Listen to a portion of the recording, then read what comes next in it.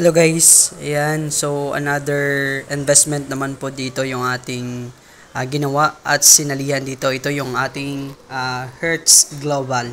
Ayan, so kung makikita nyo dito, meron dito ang mga investment na pwede nating pagpipilian. Okay, hanggang 100,000 po siya.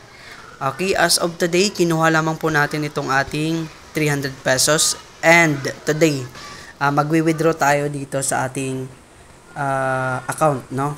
So, ang ginawa po natin dito is, nag-bind muna tayo dito na ating GCash.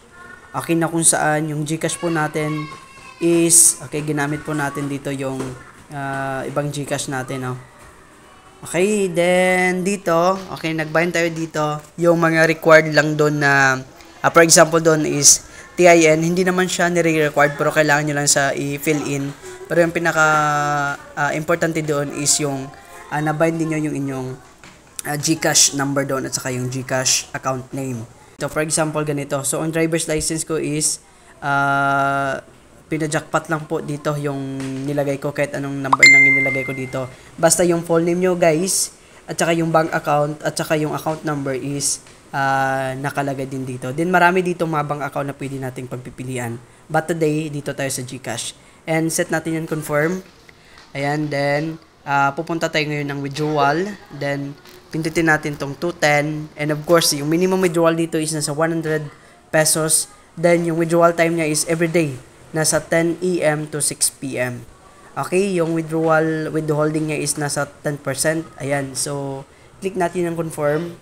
Okay, titingnan natin today kung gaano nga ba kabilis yung withdrawal dito sa bagong investment na sinalihan natin. Okay, may makukuha tayo dito na 189 guys, okay? Wala dito sa atin yung GCash natin kasi nasa bahay yon. And of course, yung 189 na yan, makikita din dito kapag kung mag-succeed na po ito. Dito yung GCash natin. So, ayan, refresh naman po natin dito. Then, click naman yung withdrawal. Then, click natin yung record. Okay, as of today is being reviewed ang ating account. And of course, titingnan natin today kung payable nga ba talaga itong ating investment. Kasi, kukunin natin today yung 5K. Ayan, kung makikita nyo dito, meron ditong slot, no? Limited offer na 5,000 within 3 days. Maka-accumulate siya ng 12,000, guys. So, kung makikita nyo din within 3 days, nasa 7,000 yung kanyang increase. Ayan, titingnan natin today, i-grab natin yan. Of course, hindi natin yan palalampasin dito sa ating investment. Ayan, so, medyo may katagalan yung withdrawal dito kasi yung iba is nasa seconds lang. Okay, ulit. Being reviewed ang ating investment dito. Hello guys, so balik tayo dito sa ating account na nasa Hertz tayo, no?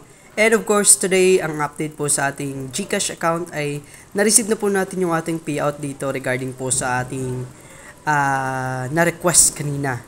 So, dito sa wallet natin, we have, click natin itong withdraw and withdraw record.